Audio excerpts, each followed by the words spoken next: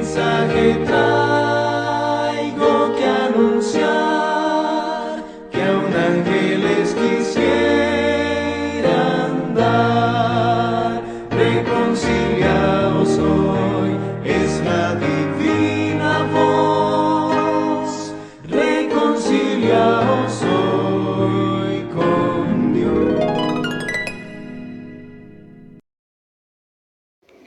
Hola, hola mis apreciados hermanos, que el Padre Celestial les bendiga. Hoy continuaremos con esta bella travesía, preguntas para meditar. Y estaremos respondiendo a la pregunta número 5, ¿por qué y para qué vino el Hijo de Dios a nuestro mundo? Es decir, que estaremos meditando un poco en la misión del Hijo de Dios en esta tierra.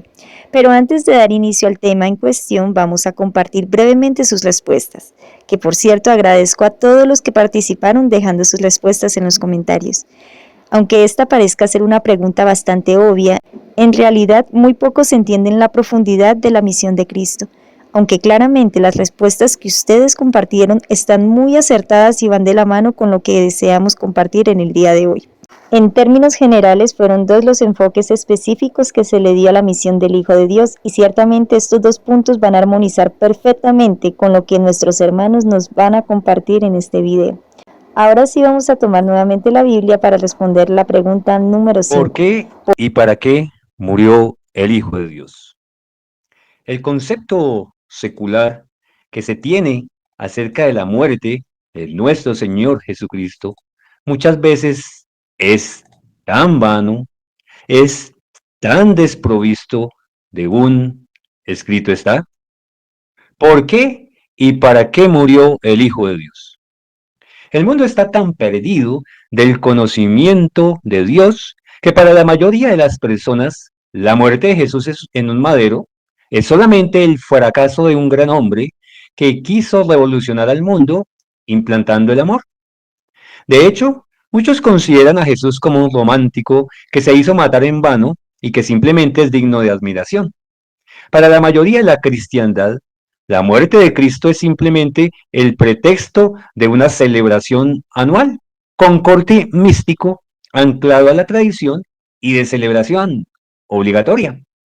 Hace varios años, muchos años, se hizo una película que se tituló Jesucristo Superstar. Ciertamente, de cierta manera, era una burla a lo que nuestro Señor Jesucristo, como Hijo de Dios, venía a hacer este mundo. Aunque la intención en principio haya sido buena, se quiso mostrar a Jesús simplemente como un romántico que fracasó. Para el pueblo de Dios y para aquellos que nos consideramos sus hijos, es el grito más grande de victoria, en donde la cabeza de la serpiente empezaría a ser aplastada y nacería la más bella esperanza tendida desde el mismo Padre hacia la raza caída y llevada a la realidad por su propio Hijo.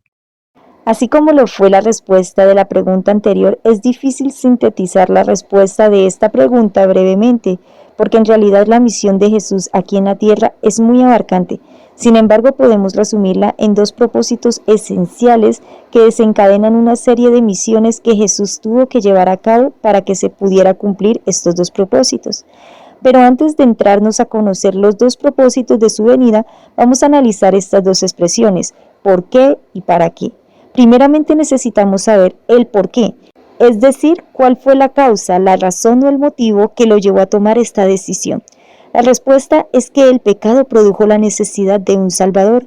¿Pero qué es pecado? Según 1 de Juan capítulo 3, versículo 4 nos dice, todo aquel que comete pecado infringe también la ley, pues el pecado es infracción de la ley. ¿Cuál ley? Claramente se refiere a la ley de Dios, expuesta en Éxodo capítulo 20, ampliada en los libros de Éxodo, Levíticos, Números y Deuteronomio, y profundizada por el Evangelio de Jesucristo. Además, las Escrituras también definen el pecado como todo lo que no es de fe es pecado, y el que sabe hacer lo bueno y no lo hace, también le es pecado. Fidelidad o rebelión. El pecado era en relación al hombre una contingencia para la cual se elaboraría un plan de rescate o lo que llamamos el plan de salvación. Al haberse nos otorgado libre albedrío, la posibilidad de caer ante la tentación del enemigo se encontraba en las posibilidades, aun cuando no era lo ideal, pues el Creador nos había llenado de todo lo necesario para ser felices, administrando lo que Él mismo había creado para la vivenciación de esa felicidad. Génesis capítulo 2, versículo 17, dice el Señor, este es el mandamiento, mas del árbol de la ciencia del bien y del mal no comerás, porque el día que de él comieres, ciertamente morirás. Surge otra pregunta. ¿Cómo se originó el pecado? El pecado tuvo su origen en Lucifer, un ángel excelso, el más prominente de todos los seres creados. Él fue creado perfecto y revelaba la imagen del Dios infinito. Sin embargo, en el corazón de este querubín surgió algo extraño y fue una insatisfacción con el gobierno de Dios. Es decir, dejó de creer en Dios, no tuvo fe y esto lo llevó a rebelarse contra el gobierno divino. Su maléfico plan consistió en divulgar un mal informe ante los seres creados con respecto a lo que era el carácter de Dios, fundado en el maravilloso principio del amor, el cual está equilibrado entre la justicia y la misericordia. De esta manera el carácter de Dios fue puesto en tela de juicio ante el universo entero. La vez pasada estudiamos que el propósito de Dios al crear a la humanidad era completar el vacío que esta rebelión había generado en el cielo. Sin embargo, este propósito se vio atrofiado por Satanás, el querubín rebelde. De esta manera entenderemos el para qué. Esta expresión se utiliza para preguntar la finalidad o el propósito de algo, es decir, cuál es el objetivo. Entonces, en base de esto, ¿para qué vino Jesús a este pequeño mundo contaminado por el pecado? Al inicio les compartí que eran dos los objetivos o los propósitos específicos de la misión de Cristo. La única manera, solamente había una manera, de salvar a la raza caída. Al introducirse el pecado en la tierra, el Padre y el Hijo trazarían un plan de rescate que incluiría el sacrificio del mismo Hijo de Dios. Pero la pregunta es, ¿cómo se haría? Hebreos 9:22 nos dice la palabra del Señor allí. Y casi todo es purificado, según la ley, con sangre. Y sin derramamiento de sangre no se hace remisión. ¿Por qué debía morir el Hijo de Dios? Porque sin derramamiento de sangre no se hace remisión. ¿Pero acaso no podría morir un ángel u otro hombre? No, solamente un ser divino que tomaría la naturaleza humana caída, vendría a morir por cada uno de nosotros. Pregunta, ¿qué es remisión según este contexto?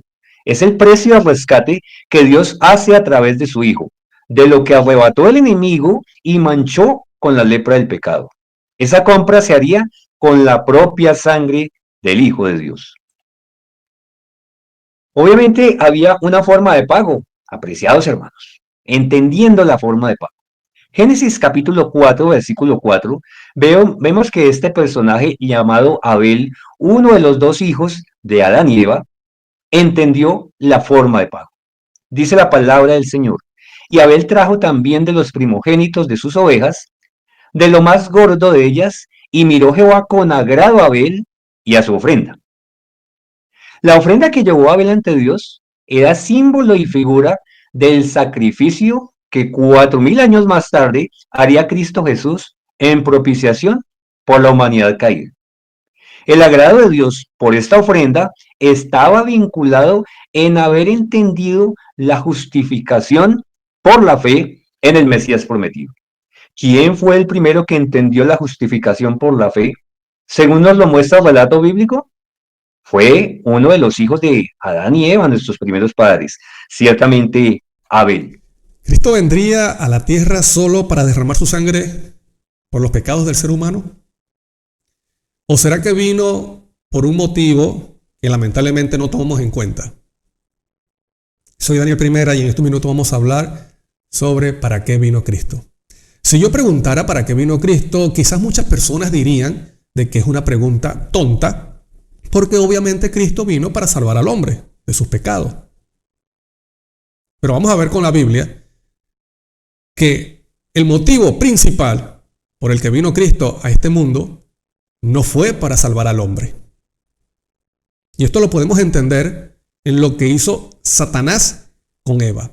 Cuando Adán y Eva pecaron, se incapacitaron para obedecer y su sentencia era la muerte. Jesús vino para nacer, vivir, morir y resucitar. Todo esto hacía parte del propósito del cielo. Nació como garantía de que Dios es fiel y cumple lo que prometió. Vivió para sanar y restaurar, para enseñar y también para mostrar a la humanidad el carácter inmutable y perfecto de su Padre Celestial. Murió para pagar nuestra deuda, es decir, la muerte que nosotros merecíamos, y resucitó para abogar delante del Padre Celestial y reconciliar al hombre con su Creador. La situación. En el espíritu de profecía, encontramos a través de la sierva del Señor una situación. Era la caída. Historia de la redención, aplicación 43.1. El cielo se llenó de pesar cuando todos se dieron cuenta de que el hombre estaba perdido y que el mundo creado por Dios se llenaría de mortales condenados a la miseria, la enfermedad y la muerte, y que no había vía de escape para el ofensor. Toda la familia de Adán debía morir. Contemplé al amante Jesús y percibí una expresión de simpatía y pesar en su rostro. Pronto lo vi aproximarse al extraordinario y brillante resplandor que rodea al Altísimo. Mi ángel acompañante dijo: está en íntima comunión con su Padre. La ansiedad de los ángeles parecía ser muy intensa mientras Jesús estaba en comunión con Dios. 3 veces lo encerró el glorioso resplandor que rodea al Padre, y cuando salió la tercera vez, se lo pudo ver. Su rostro estaba calmado, libre de perplejidad y duda, y resplandecía con una bondad y una amabilidad que las palabras no pueden expresar. ¡Cuánto amor, apreciada audiencia! ¡Cuánto amor! Noticia. Después de esto, nos sigue diciendo la sierva del Señor, la sierva del Eterno, nos dice en Historia de la Redención, aplicación 43.2. ¿Cuál es la noticia? La solución a la caída. Se encontró una solución. Dice allí: entonces informó a la hueste angélica que se había encontrado una vía de escape para el hombre perdido. Les dijo que había suplicado a su padre y que había ofrecido su vida en rescate, para que la sentencia de muerte recayera sobre él, para que por su intermedio el hombre pudiera encontrar perdón, para que por los méritos de su sangre y como resultado de su obediencia a la ley de Dios, el hombre pudiera gozar del favor del Señor, volver al hermoso jardín y comer del fruto del árbol de la vida. ¡Cuánto amor! La noticia, la solución a esa caída. Lucifer, para traerse la tercera parte de los ángeles, hizo lo mismo que hizo con Eva. Utilizando una serpiente, le habló falsamente acerca de Dios, invitando a Eva a que tomara y comiera del árbol prohibido. Eva le dice: no, porque Dios dijo que el día de que comamos de ese árbol vamos a morir. Y Lucifer, a través de la serpiente, le dice a Eva: no moriréis. ¿Ves? Niega la palabra de Dios. ¿Con qué propósito? Mostrarle a Eva o hacerle creer a Eva de que Dios es mentiroso, no es fiel a su palabra. No, Dios ha dicho: vas a morir, pero no es así, no moriréis. Dios es mentiroso. Y esto lo podemos ver en Génesis 3, el versículo 4. Luego le dice también Lucifer a Eva: Dios sabe que cuando coman serán como Dios. Y lamentablemente, Eva acepta ese testimonio falso sobre el carácter de Dios, cuando ya Adán y Eva habían sido hechos a imagen de Dios. ¿Y qué significa estas palabras? Cuando Satanás le dice a Eva: Dios sabe que cuando coman serán como Él. Él está diciendo: Dios es egoísta. Él se ha reservado algo para sí. Él no lo quiere compartir con ustedes porque Él no quiere que ustedes sean como Él. Pero ya el hombre había sido hecho a imagen de Dios. Entonces, cuando Eva recibe esos falsos testimonios, esas mentiras acerca del carácter de Dios, y lo mastica, lo saborea y lo traga, ya Eva estaba preparada para pecar. Entonces ve ese fruto o ese árbol que antes lo veía negativo, ahora lo ve como positivo, lo ve bueno, agradable y además necesario. Porque eso es lo que hace el testimonio falso acerca de Dios. Nos hace ver el pecado como cosa agradable, buena y necesaria para nosotros. Dios No es un Dios enojado que necesita un sacrificio para aplacar su ira. Dios es un Padre tierno y amoroso que dio a su Hijo unigénito a fin de aplacar la ira del hombre contra Dios. Al mostrarnos su gran amor, el corazón del hombre se quebranta y acepta la salvación, y como garantía Dios nos envía la prenda de su gran amor, es decir, la presencia divina de su Hijo, por el cual clamamos: Abba, Padre. Dejamos de ser hijos de la ira para convertirnos en hijos de Dios. Enemistad. Dice la palabra del Señor allí en Génesis capítulo 3, versículo 15. Y pondré enemistad entre ti y la mujer, y entre tu simiente y la simiente suya. Esta te herirá en la cabeza, y tú le herirás en el calcañar. ¿Por qué quisimos colocar allí como subtítulo enemistad? Porque no puede haber amistad de parte de Dios hacia el pecado. Solamente hay enemistad. Y entonces a partir de allí habrían dos simientes: la simiente de la mujer y la simiente de la serpiente. El pecado causa enemistad hacia Dios, y por lo tanto, para volver a estar en su presencia, las criaturas debían ser lavadas del pecado y colocarse a cuentas con su hacedor. Luego, para dejar a un lado esa enemistad, ¿cómo debemos estar con Dios? Debemos estar a cuentas. Y es por eso que lo expresa allí a través de su profeta Isaías, en Isaías capítulo 1, versículo 18. Dice el Señor: venid luego, dice Jehová, y estemos a cuenta. Si vuestros pecados fueren como la grana, como la nieve serán emblanquecidos. Si fueren rojos como el carmesí, vendrán a ser como blanca lana. Miren, hermanos, qué maravilloso. El Señor tuvo que poner enemistad entre la simiente de la mujer, de donde vendría el Mesías, y entre la simiente de la serpiente, la cual es Satanás. Por lo tanto, aquí vemos que una concepción distorsionada o falsa del carácter de Dios nos lleva a pecar, nos mantiene pecando. Mira lo que dice esta cita del mensaje selecto tomo 1 en la página 341 acerca de lo que ocurrió con Adán y Eva cuando pecaron. Pero cuando escucharon la voz del tentador, ¿ves? Cuando escuchan la voz del tentador y pecaron contra Dios, el falso testimonio nos lleva a pecar. Se apartó de ellos la luz de la vestimenta de inocencia celestial, y al perder la vestimenta de inocencia se rodearon, ponga atención a lo que dice, se rodearon con los negros mantos ¿de qué? De ignorancia con respecto a Dios. Eso es terrible. La clara y perfecta luz que hasta entonces los había rodeado, había alumbrado todo aquello a lo que se acercaban, pero privados de esa luz celestial, la descendencia de Adán, es decir, la humanidad, no podía ya más discernir el carácter de Dios en sus obras creadas.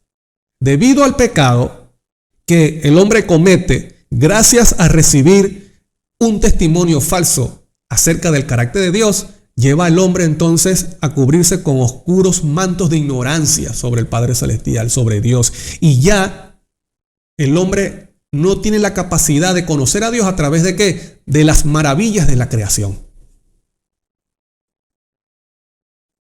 Ya tú puedes ver aquí entonces el efecto que hace el recibir un testimonio falso acerca del carácter de Dios. Pero también me imagino que puedes aquí ver cuál es el motivo por el cual vino Cristo a esta tierra.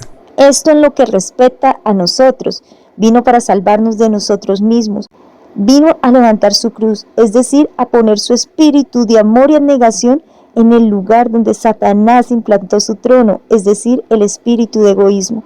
Sin embargo, el propósito principal de Cristo, y del cual poco se habla, es vindicar el nombre y el carácter de Dios ante el universo entero.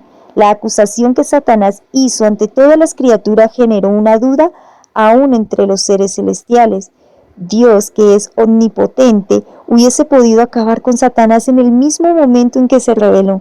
Sin embargo, no lo hizo, porque la cizaña que Satanás había sembrado necesitaba ser arrancada de raíz, y para ello Dios debía permitir que el universo entero reconociera que la destrucción de Satanás y sus seguidores era un acto de justicia y misericordia, un acto de amor y no de egoísmo de parte del Creador.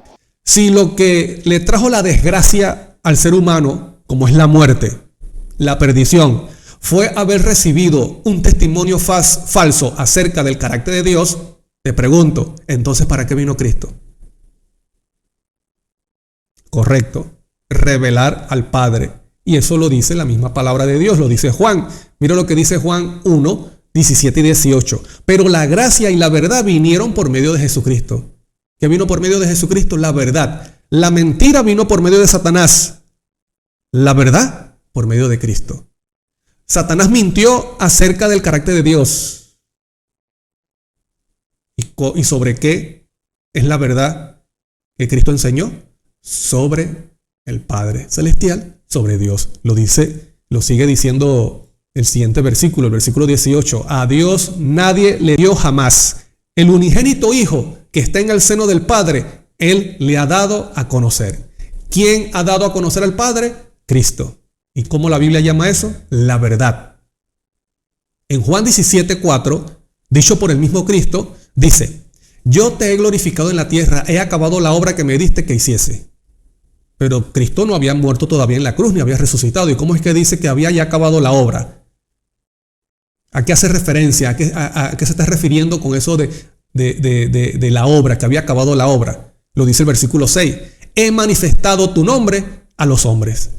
Esa es la obra que Cristo había acabado y que vino a la tierra, por la cual vino a la tierra, manifestar, revelar el nombre de Dios, o sea, su carácter a los hombres.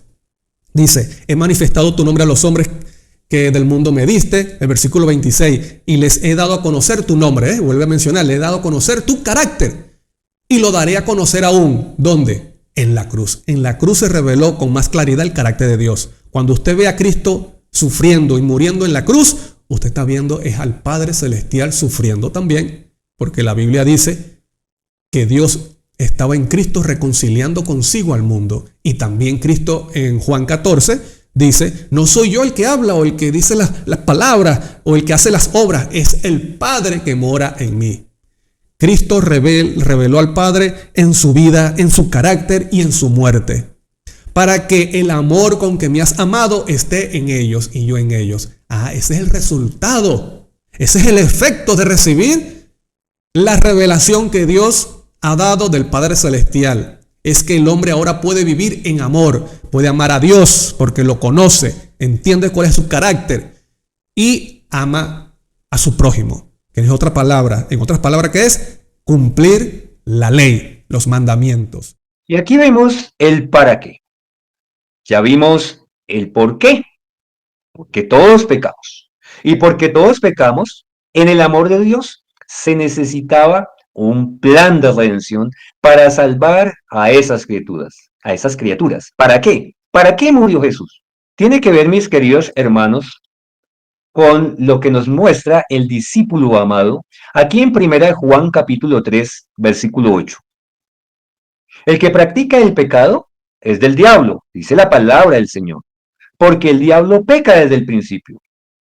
Para esto apareció el Hijo de Dios, para deshacer las obras del diablo. Aquí encontramos el primer ¿para qué? ¿Para qué apareció el Hijo de Dios? Para deshacer las obras del diablo. La invitación de parte de Dios hacia sus criaturas se manifiesta resumida en el eje central del Evangelio, que lo encontramos en algo que muchas personas y muchos profesos cristianos recitan de memoria, pero no lo entienden. Y no lo entienden ciertamente porque han ido hacia una doctrina misterio que niega a un Padre literal, que niega a un Dios personal, el Padre, y que niega a un Salvador personal, a un príncipe y Salvador personal, el Hijo Cristo Jesús. Pero si nosotros nos vamos a la palabra y le creemos a la palabra tal y como está escrita, vemos que hay un Padre literal que amó de tal manera al mundo que dio a su Hijo unigénito. ¿Para qué? Para que todo aquel que en él cree no se pierda, mas tenga vida eterna. Imagínense que esto solamente fuera una metáfora, pues en una metáfora no había ni Padre, ni Hijo, ni amor. Y tanto menos, si es una metáfora, pues tampoco habría vida eterna. El para qué está ligado a la manera infinita e incomprensible del amor de Dios. En la cruz del Calvario, los ángeles vieron el cruel trato que recibió el Hijo de Dios a cambio de los bienes que Él le ofreció a la humanidad, y conocieron que este acto fue instigado por el enemigo de las almas, es decir, por Satanás. Allí en la cruz los ángeles comprendieron que Dios es amor y su justicia y su misericordia era una muestra de ello, pero aún ante la humanidad caída, muchos dudas de la perfección del carácter divino. Se ha desfigurado el verdadero carácter de Dios, y es por ello que cuando Jesús vuelva por segunda vez y todos los redimidos con Él, el mundo entero reconocerá que justos son los juicios de Dios, y no quedará duda alguna de que aunque Dios tenga que destruir a Satanás, a sus ángeles y a sus seguidores por causa de su maldad, esto aún nos demuestra que Dios es amor. Mira lo que dice estas dos citas que hablan acerca de la razón por la que vino Cristo. La primera, Patriarcas y Profetas, página 56, dice: pero el plan de redención tenía un propósito todavía más amplio y profundo que el de salvar al hombre. ¿Estás viendo? Hay un propósito ¿qué? Más amplio y profundo. El salvar al hombre es secundario. Cristo no vino a la tierra solo por este motivo. No solamente, dice aquí que no vino solamente por el motivo de salvar al hombre. Eso es secundario. No vino meramente para que los habitantes de este mundo pequeño acatasen la ley de Dios como debe ser acatada, sino que vino para vindicar el carácter de Dios ante el universo. ¿Para qué vino? Vindicar el carácter de Dios ante el universo. ¿Por qué el universo? Porque también está involucrado allí los ángeles y los seres no caídos, o sea, de los mundos no caídos. El acto de Cristo de morir por la salvación del hombre no solo haría accesible el cielo para los hombres, sino que ante todo el universo justificaría, ¿ves? Justificaría a Dios y a su Hijo en su trato con la rebelión de Satanás. Ese es el motivo o la razón principal por la que vino Cristo a este mundo. Revelar al Padre, vindicar su carácter, justificar a Dios y manifestar el carácter verdadero del Padre Celestial.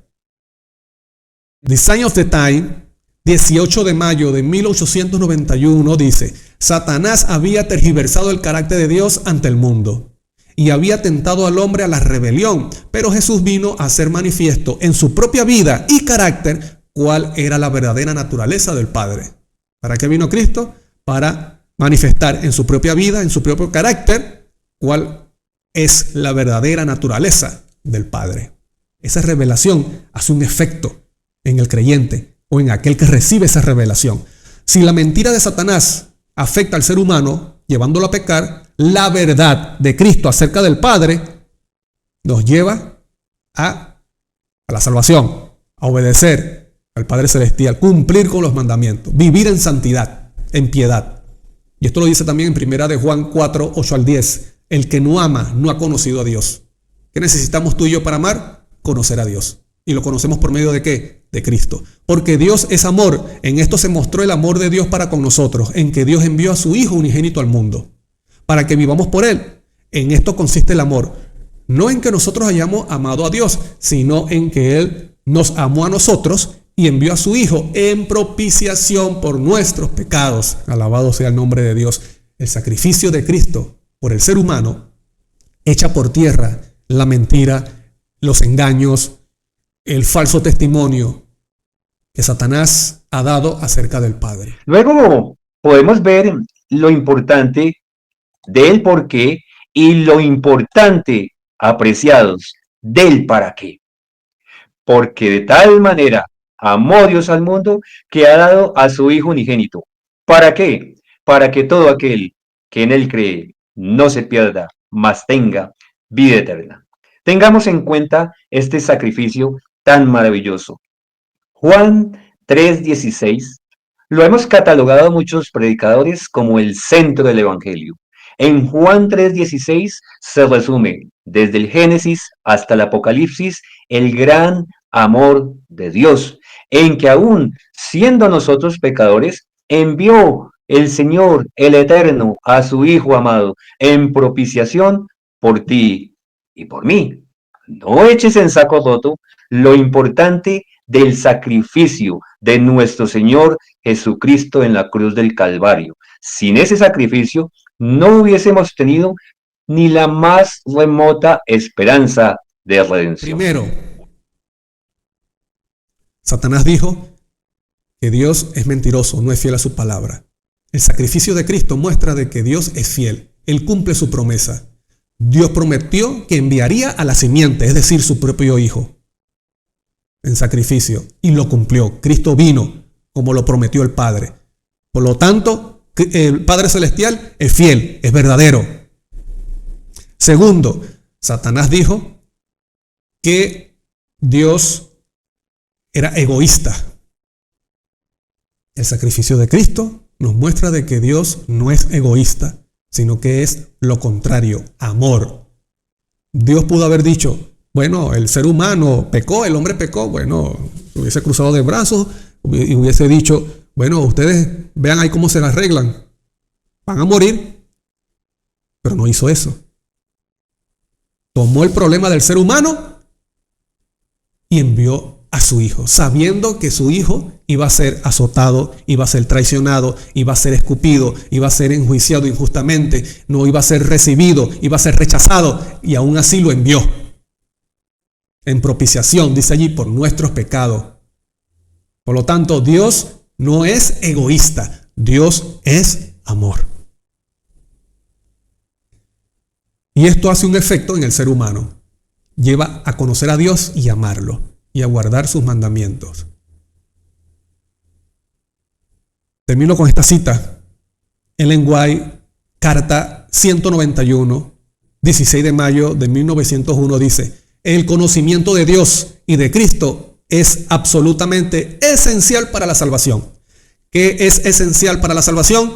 El conocimiento de Dios y de Cristo. ¿Cómo llegamos a conocer a Dios? Por medio de Cristo. ¿Y cómo conocemos a Cristo? Por medio de su palabra. La palabra te lleva a conocer a Cristo y el conocimiento de Cristo te lleva a conocer a Dios. Cosa que nos redime, que nos salva del pecado. Se cumple lo secundario, la salvación del ser humano. ¿Has recibido tú el testimonio verdadero de Cristo acerca del Padre Celestial? Porque para eso vino.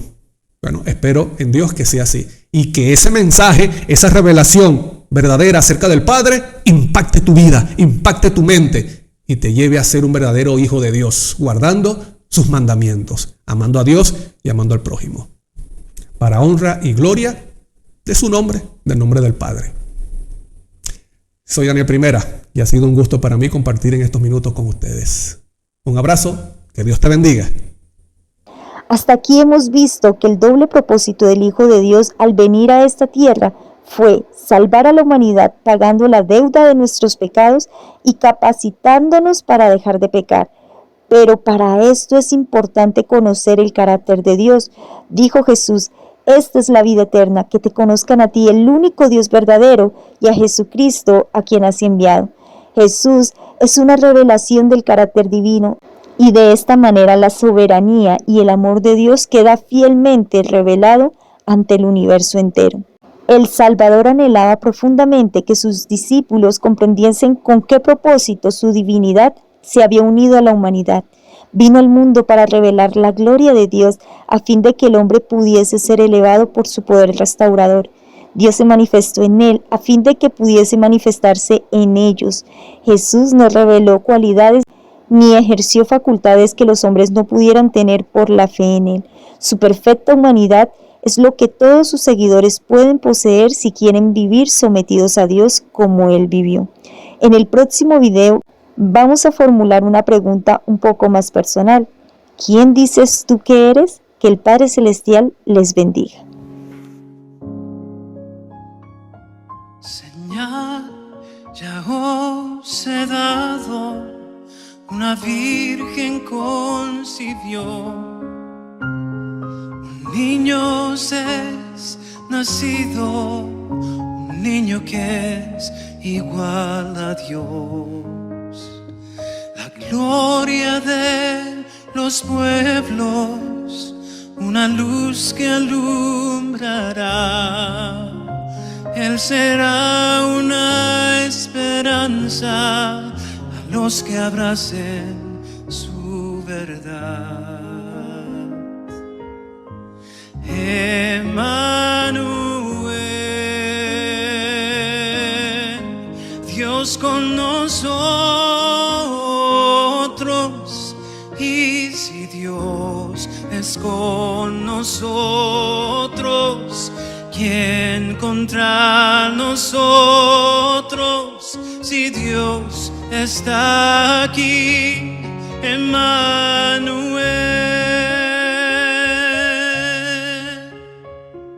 Y a los que sufren en sombra mortal, la luz de la gloria brilló.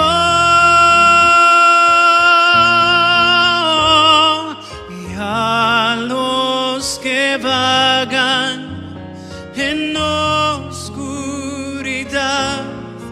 oíd, la luz descendió.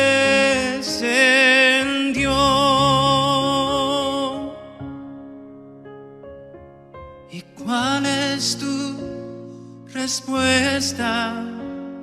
Oirás la invitación de aquel que aún su Hijo como un regalo nos brindó.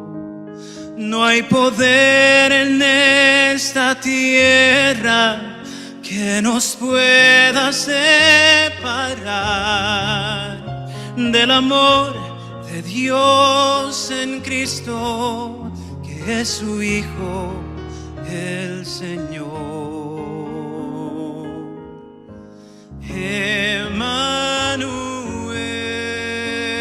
Emmanuel, Dios con nosotros. Y si Dios es por nosotros, ¿quién contra nosotros? Si Dios está aquí, Emmanuel.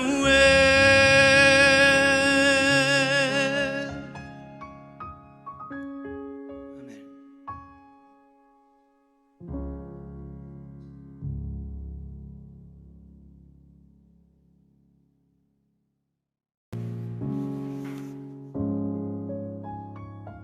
Señal ya os he dado, una virgen concibió, un niño es nacido, un niño que es igual a Dios. La gloria de los pueblos, una luz que alumbrará. Él será una esperanza a los que abracen su verdad. Emmanuel, Dios con nosotros. Y si Dios es con nosotros, ¿quién contra nosotros? Si Dios está aquí, Emmanuel.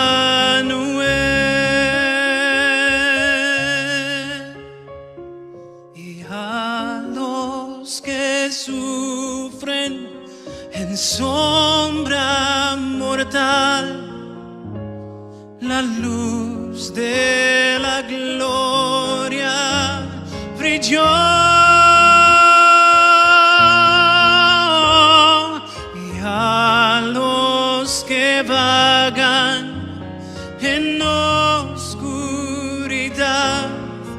oíd, la luz descendió.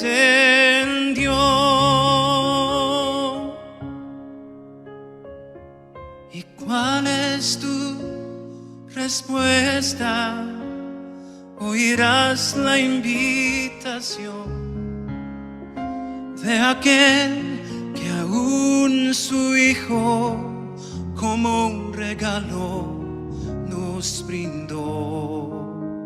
No hay poder en esta tierra que nos pueda separar del amor de Dios en Cristo, que es su Hijo, el Señor. Emmanuel, Dios con nosotros, y si Dios es por nosotros, ¿quién contra nosotros? Si Dios está aquí.